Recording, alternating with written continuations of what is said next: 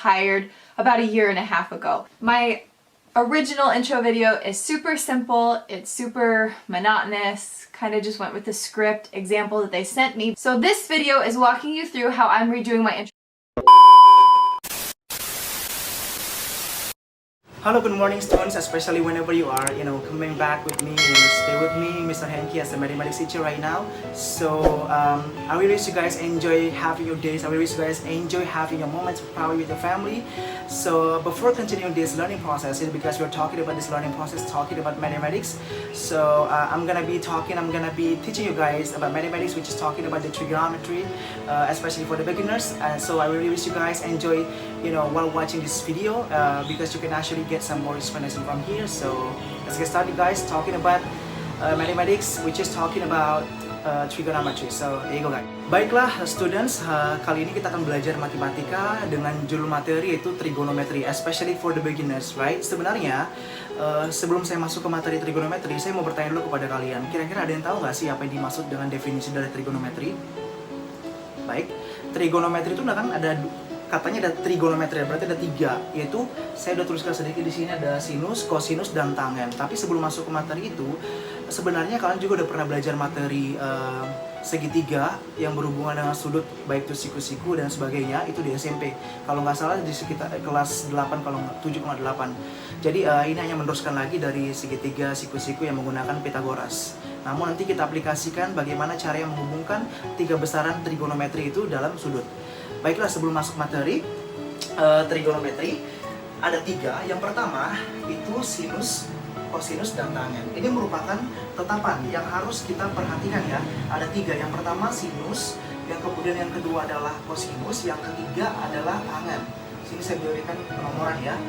Nah, untuk ketiga ini sebelum masuk ke materi sinus, kosinus, dan tangen, saya mau gambarkan segitiga siku-siku. Segitiga siku-siku ini sebenarnya kalian sudah pernah belajar ini segitiga siku-siku bahkan di SD ya, students. Saya misalkan di sini adalah A, B, dan C. Saya berikan penamaan untuk AB. Di sini saya berikan keterangan untuk AB atau sisi alas itu saya bikin di sini sisi alas. Sedangkan untuk AC atau tegaknya ya, tegak itu saya bikin sisi tegak. Sedangkan yang untuk BC itu saya bikin sisi miring. Jadi ada tiga sisi yang terdapat di dalam segitiga siku-siku. Ya jelas ya, namanya segitiga berarti ada tiga sisi dan ada 3 titik sudut. Dan ada juga 3 sudut. Total sudutnya adalah 180 derajat. Nah, untuk ini kan yang sudut A ini adalah 90 derajat atau it's definitely called as a right angle atau sudut siku-siku 90 derajat ya, 90 degree. Untuk selebihnya yang sudut B dan C itu totalnya adalah 90 derajat juga. Supaya apa? Supaya total seluruh sudut dari segitiga adalah 180 derajat. Nah, yang pernah kalian ingat mungkin atau kalian pernah belajar sebelumnya mengenai segitiga siku-siku yang berhubungan dengan Pythagoras. Apa sih rumus Pythagoras kalau saya boleh tahu?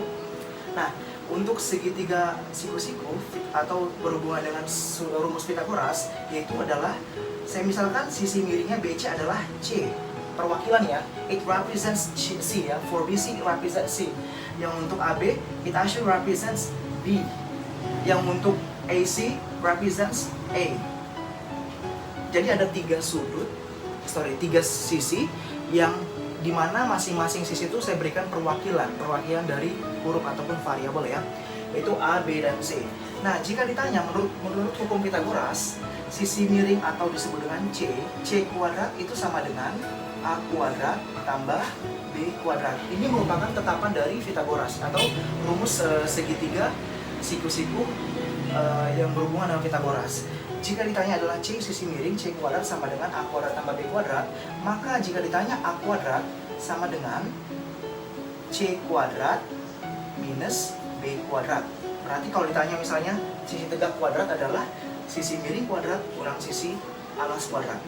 Dan yang terakhir jika ditanya adalah B kuadrat sama dengan C kuadrat kurang A kuadrat.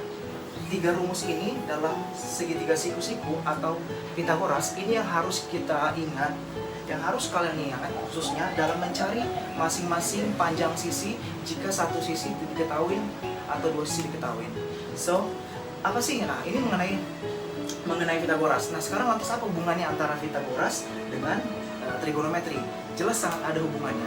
Di dalam segitiga siku-siku, namanya bangun datar, pasti ada namanya sudut. Nah, selagi itu ada sudut, berarti akan ada dibahas namanya tentang trigonometri, yaitu sinus, kosinus, dan tangen. Nah, untuk sinus, saya akan menggambarkan lagi di sini segitiganya. Segitiga yang sama, yaitu siku-siku. Di sini A, B, C. Di mana A itu adalah segitiga sudut siku-siku atau 90 derajat, dan B ini saya misalkan alfa. Ini saya misalkan tadinya adalah B, ini C, ini A. Oke ya. Jika pertanyaan adalah tentukan nilai sinus alfa, kosinus alfa, dan tangen alfa. Berarti kan ketiga trigonometri ini harus dicari berapa hasil dari sinus alfa, kosinus alfa, dan tangen alfa. Nah, untuk sinus alfa kita mulai dari pertama ya. Yang pertama adalah sinus alfa. Sinus alfa itu tetapan, ingat aja. Karena ini segitiga siku-siku, berarti ada tegak, ada miring, ada alas. Untuk sinus alfa, saya berikan di sini cara cepat menghafalnya adalah sin demi, atau boleh sinus sama dengan depan per miring. Depan itu apa? Depan itu adalah tegaknya. Berarti saya boleh lagi bikin di sini sama dengan sin temi, tegak per miring. Maka hasilnya adalah tegak di sini kan adalah AC ya, sesuai dengan penamaan tadi. AC adalah sisi tegak. Namun saya bikinkan perwakilannya adalah A. Berarti sinus alfa sama dengan, maka sinus alfa sama dengan A per C. Atau boleh juga A itu siapa sih? Yaitu AC per, sedangkan C-nya apa? BC. Itu mencari sinus alfa. Lantas bagaimana mencari untuk kosinus alfa? Kosinus alfa, ingat aja tadi kalau sinus alfa sama dengan sin demi atau sin temi. Sinus sama dengan tegak per miring ya, atau depan per miring, sama aja. Sedangkan kosami adalah kosalmi. Kosalmi. Ingat aja, al itu apa? Alas. Berarti cos alfa sama dengan alas per miring. Gitu ya, sehingga hasilnya adalah cos alfa sama dengan alas per miring. Alasnya apa? AB. Boleh saya bikin sini AB itu mewakili si B, per miringnya adalah BC mewakili si C. Atau boleh saya misalkan lagi menjadi AB per BC. Itulah cara mencari nilai kosinus, nilai sinus dan kosinus. Sedangkan yang terakhir bagaimana? Yaitu mencari nilai tangen alfa. Tangen alfa ini yang pertama sudah kelar ya, selesai.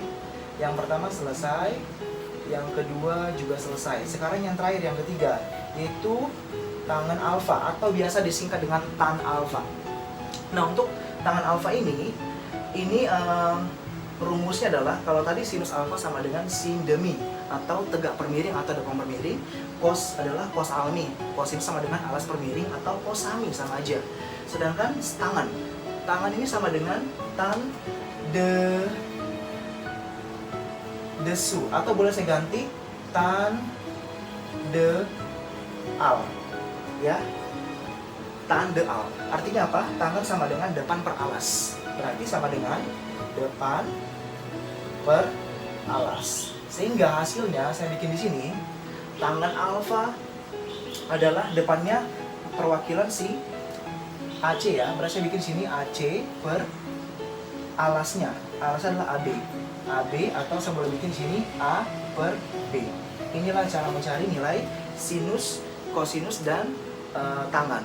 Jadi ini merupakan dasar dari trigonometry. This is actually for the basic trigonometry, which is talking about sine, cosine, and tangent. Ada tiga. Yang pertama sinus, kosinus, dan tangen. Sampai sini ada mau ditanya dulu? Saya berharap semuanya mengerti ya. Nanti jika belum mengerti, nanti saya akan berikan contoh bagaimana cara menentukan nilai sinus, kosinus, dan tangen. So, let's check it out. Baik students, ini ada beberapa contoh, ada 2 contoh yang saya kasih yang akan kita bahas ya, yang berhubungan dengan trigonometri tadi, hubungan trigonometri dengan Pitagoras. Kita akan coba bahas soal ini bersama-sama. Ada 2 soal. Kita mulai dari yang pertama. Soal pertama di sini adalah jika nilai sinus alfa sama dengan 4/5, tentukan nilai dari tangen alfa dan kosinus alfa. Saya bikin di sini jawabannya yang nomor 1. Diketahui di sini adalah jika sinus alfa sama dengan 4/5, saya boleh gambarkan di sini segitiganya ya, Pitagoras, siku-siku. Di sini A, di sini B, di sini C. Tadi kan rumus dari sinus alfa adalah sin depan per miring ya. Menurut rumus tadi yang sebelumnya, sinus alfa sama dengan yaitu sinus depan per miring atau tegak per miring. Berarti kalau dia sinus alfa sama dengan 4/5, berarti depannya adalah 4, miringnya adalah 5. Saya boleh bikin di sini 5, di sini 4. Artinya apa? Tegaknya 4, miringnya 5. Nah, ditanya adalah berapa nilai dari tangan alfa dan kosinus alfa. Nah, untuk mencari nilai kosinus alfa dan tangan alfa harus lengkap masing-masing panjang sisi dalam segitiga siku-siku ini. Karena di sini belum lengkap ya. Di sini masih terdapat nilai tegaknya 4, miringnya 5, tetapi alasnya belum. Bagaimana cara mencari alasnya? Ingat aja rumus Pitagoras. Rumus Pitagorasnya bagaimana? Yang ditanya adalah alas. Alas tadi mewakili A. Berarti A kuadrat sama dengan C kuadrat minus B kuadrat. Gitu ya, students. Berarti C kuadrat. C-nya berapa? 5. 5 kuadrat kurang B-nya berapa? 4 ya. Berarti kurang 4 kuadrat sama dengan 25 kurang 16. 25 kurang 16 9. Maka A-nya sama dengan akar dari 9 yaitu 3. Maka nilai A-nya adalah saya ganti 3. Kalian boleh buktikan bahwa apakah ini benar 3. Kalian boleh buktikan lagi ke rumus yang awalnya, mencari sisi miring ya. C kuadrat sama dengan A kuadrat tambah B kuadrat. Gitu ya. Kemudian maka hasilnya adalah C kuadratnya 5 kuadrat. 5 kuadrat sama dengan A kuadratnya adalah alas, 3 kuadrat tambah 4 kuadrat. 5 kuadrat itu sama dengan 25 ya, students. Sama dengan 3 kuadratnya 9 tambah 4 kuadratnya 16. Apakah benar 25 sama dengan 25? Jadi sama ya. Artinya rumus ini sudah benar bahwa nilai alasnya adalah 3, tegaknya 4, miringnya 5. So, bagaimana cara mencari kosinus alfanya? Sudah jelas bisa. Kenapa? Karena sini jumlah panjang sisinya sudah lengkap antara alas, tegak, sama miring. Untuk kosinus alfa, rumusnya adalah tadi kosinus alfa sama dengan alas per miring. Alasnya berapa? 3, miringnya 5. Berarti kosinus alfa sama dengan 3/5. Sedangkan tangan tadi rumusnya apa? Saya harap kalian semua ingat ya. Tangan itu rumusnya adalah depan per alas atau tegak per alas. Tegaknya berapa? 4. Alasnya berapa? 3. Jadi nilai dari kosinus alfa, jika diketahui sinus alfa sama dengan 4/5, maka nilai kosinus alfa dan tangan alfanya adalah kosinus alfa 3/5 dan tangan alfanya adalah 4/3. Sehingga kalau kalian totalkan juga nanti hasilnya pasti sama. So, ini untuk soal yang pertama. Sekarang kita lanjut jawaban dari soal yang kedua.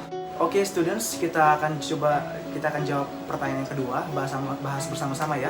Yang kedua pertanyaannya sama dengan yang pertama, hanya bedanya ditukar aja dari masing-masing trigonometrinya.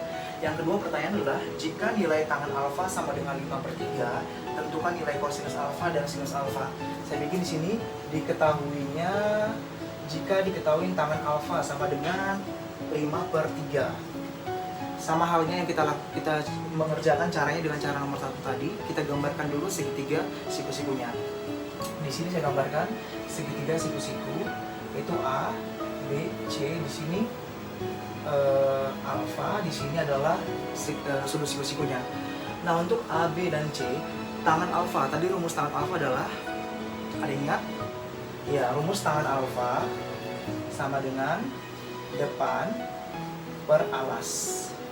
Depan per alas. Nah, depan per alas berarti depannya adalah tegak ya, sama dengan tegak. Jika depan per alas berarti depannya adalah 5. 5, alasnya adalah 3. Kenapa 5 dan 3? Karena di sini diketahui tangan alfa sama dengan 5/3. Berarti yang berperan sebagai depan adalah 5, yang berperan sebagai sisi alasnya adalah 3. Nah, yang ditanya tentukan nilai kosinus alfa dan sinus alfa. Bagaimana cara menentukan sinus alfa dan kosinus alfa? Sama halnya dengan caranya tadi mengerjakan nomor 1.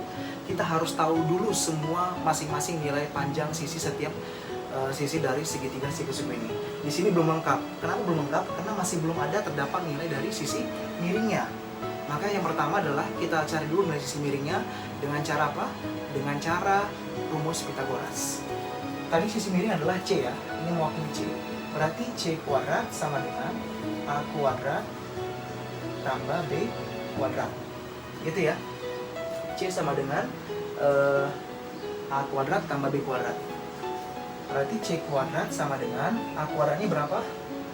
A nya adalah alas, 3 ya, 3 kuadrat tambah B nya adalah tegak, itu 5 kuadrat, 5 kuadrat. Maka C kuadrat sama dengan 3 kuadrat artinya 3 kalikan 3, itu 9. Tambah 5 kuadrat adalah 5 dikalikan 5, yaitu 25. Maka C kuadratnya sama dengan 9 tambah 25, 34. Maka C nya adalah akar dari 34. Pertanyaannya, apakah perlu kita akarkan nilai dari akar 34? Ya, tetapi tidak wajib, tidak semestinya. Kita juga masih bisa menggunakan akar. Selagi akar itu masih bisa disederhanakan, maka sederhanakanlah. Namun jika akar itu sudah tidak bisa disederhanakan, maka pakailah akar yang ada, yaitu akar 34. Akar 34 apakah bisa disederhanakan? Tidak ya. Jadi kita pakai akar 34. Maka sisi miringnya adalah akar 34. Oke. Yang pertama yaitu kosinus alfa. Maka kosinus alfa sama dengan kosinus alfa. Tadi rumusnya adalah cos alas per miring. Alas per miring. Alasnya adalah 3. Miringnya adalah akar 34. Apakah sudah selesai jawaban seperti ini? Sebenarnya jawaban seperti ini juga benar, tetapi belum komplit ya, belum lengkap. Ada baiknya lebih tepat lagi kita harus kalikan dengan akar sekawan, yaitu akar 34 per akar 34. Kenapa harus dikalikan dengan akar sekawan? Supaya penyebutnya adalah tidak dalam bentuk akar, tetapi yang bertindak sebagai akar adalah dalam bentuk nanti pembilangnya. Maka hasilnya adalah 3 kali akar 34. Ya, 3 akar 34 ya. Per akar 34 kali akar 34. Akarnya habis, jadi tinggal 34. Maka jawabannya adalah 3 per 34 akar 34. Inilah untuk nilai dari kosinus alfa. Nah, sekarang bagaimana cara mencari nilai sinus alfanya? Ini saya hapus dulu. Nilai sinus alfa itu sama halnya dengan mencari nilai kosinus ya. Sinus alfa sama dengan, tadi rumusnya apa sinus alfa? Yaitu sinus sama dengan depan per miring atau tegak per miring ya. Tegak per miring. Tegaknya berapa? 5. Miringnya akar 34. Sama halnya kita cari dengan cara yang sama dengan kosinus alfa. Harus kita kalikan dengan akar sekawan, yaitu kali dengan akar 34 per akar 34. 5 kali akar 34. Ini menurut, it's actually talking about the multiplication rule ya. Perkalian dalam pecahan itu adalah pembilang kali pembilang per penyebut kali penyebut.